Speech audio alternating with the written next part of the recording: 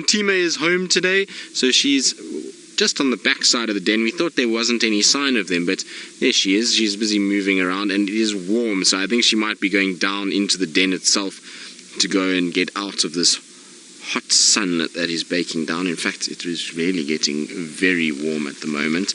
But we had to leave him Vula. Unfortunately, he was sleeping under a bush and we just couldn't get signal. We tried every direction. We tried from far, we tried from near, and there was just no ways for us to get a reception at all. We were just 0, 0, 0 on the signal sort of chart. So we had to then move and leave him where he was. So I thought, well, I'll come check Hyena Den in case that carcass that he had in the drag mark that we saw was maybe dragged in this direction.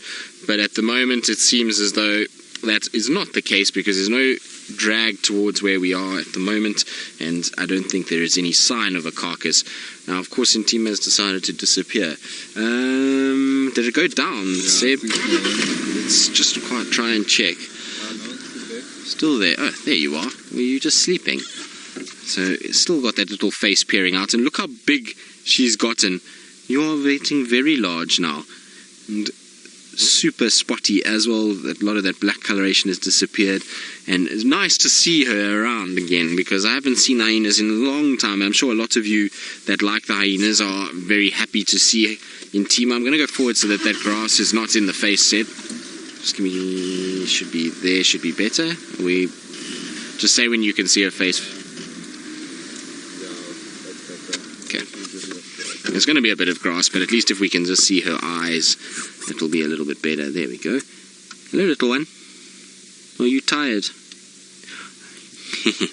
She looks as though she's tired.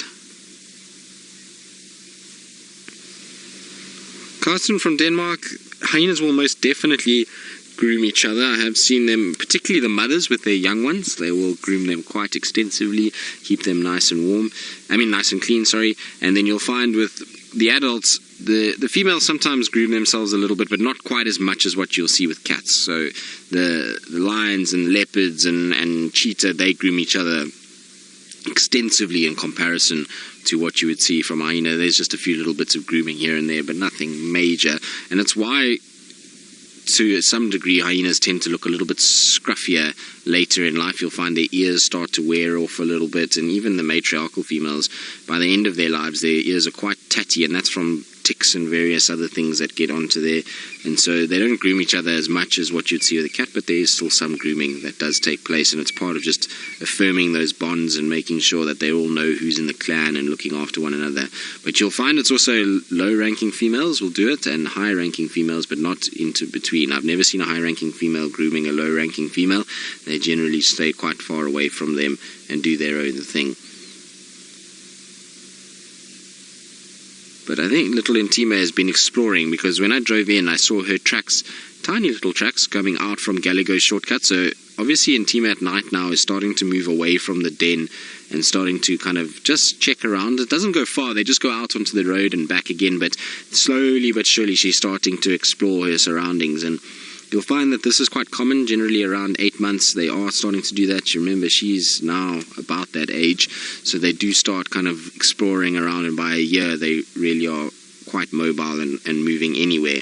And she's going to become a naughty little hyena over the next bit, because at a year old they are still very curious, and they often go into lodges and cause all kinds of trouble. I remember there was a group of 5 young ones that were part of the EP clan when I was at Samambili, and those 5 took a liking to the cushions, and they used to come onto the deck and they would take the cushions out to the front, in front of the lodge, onto an open section, and they would just pull them apart, and you'd wake up in the morning and there would be all these duck feathers or feathers strewn across the open area and pillows everywhere, and 5 naughty 1-year-old hyenas running around playing and just having a grand old time. So they do, when they're that age, they often start exploring, and lodges are one of the places they like to go, because lots of little things to chew and bite and sniff and play with in a lodge. And so I wouldn't be surprised Ntima takes after her mother Ribbon and starts to come and look in the bins around the camp. And we know that Ribbon has tormented Taylor's sleeping pattern for months, and so I'm sure Ntima will follow suit at some point. But I haven't seen any sign of Gwen here or Ribbon this morning, so I don't think we'll see the little ones. They were still a bit small to come out on their own accord. You might find they'll only come out when Gwen is here.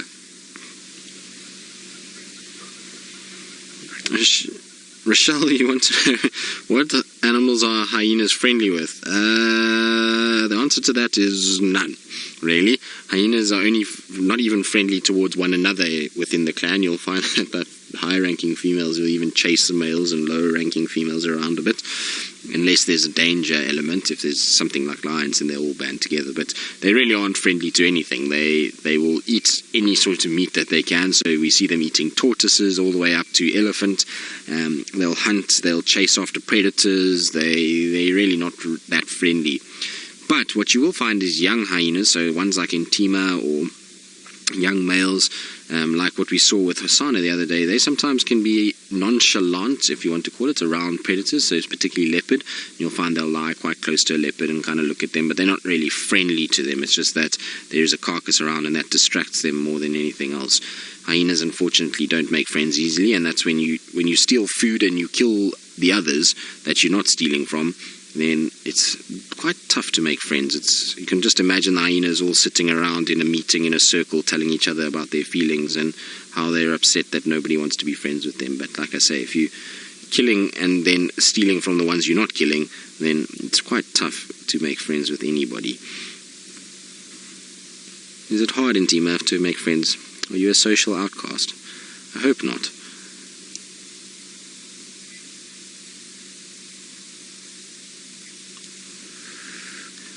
Heather, you're wondering about the common misconceptions about hyenas. There are plenty. People think that they are these ferocious, aggressive, horrible, dirty, disgusting animals, and they are anything but that. They are incredibly clever individuals. They are able to work things out. They're clean. They do keep themselves groomed, and you can see Ntima right now is grooming herself. They don't smell. Everybody always thinks that hyenas smell really bad. The only time they smell is if they've been feeding off a carcass that has rotted. But other than that, they really don't. There's no scent while we're sitting here. It's not unpleasant to sit here. They're not aggressive in any way. When we here with the vehicles, you can see they kind of roam around us, but they don't show an aggression towards us. They also are not strictly scavengers. The misconception is that they only steal food from other predators. That's not true. Most of the hyenas that I've been around hunt for themselves quite regularly. In fact, in some areas of the world where the numbers of hyenas outweigh the numbers of lions, you'll find the lions actually become the scavengers and the hyenas are more the hunters in that particular system. So there's a big misconception about that. Also the misconception that hyenas travel around in packs all the time. That's not true, or in clans, should we say. They don't. They spend a lot of time on their own at night, moving around in different directions, and the reason for that is because if they split from a central point and everyone goes in a different way, the chances of finding food for the clan is that much better, and so everyone's finding a different area and searching a different area. It's much like us as Game Drive.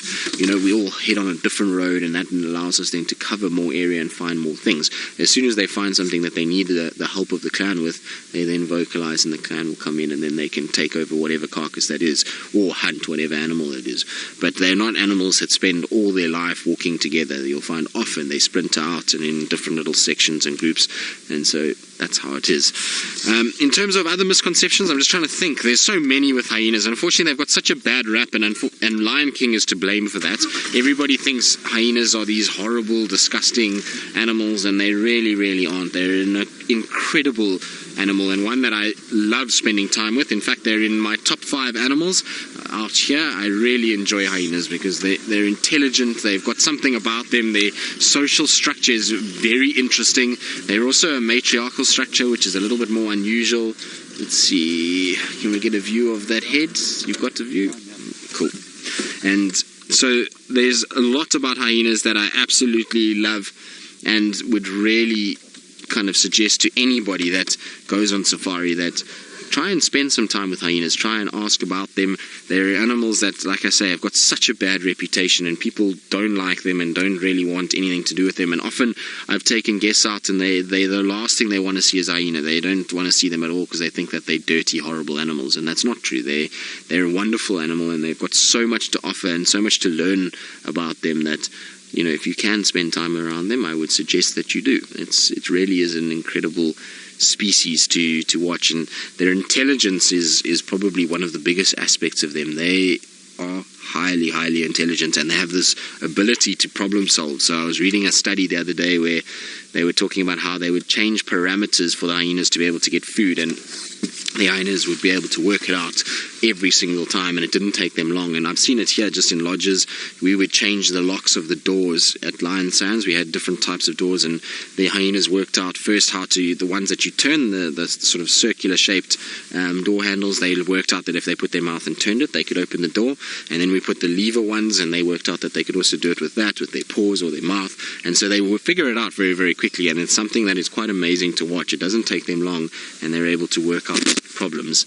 Now, unfortunately, Ntima's gone down into the hole, so I think we're going to move out of here and leave her to rest. There's no sign of any of the adults, so the little ones are not going to come out, and Ntima is really not visible from where we are, and I don't really want to stress her in any way or push our luck. At least we got a brief glimpse of her, which is fantastic. So she's doing well, fit, healthy, and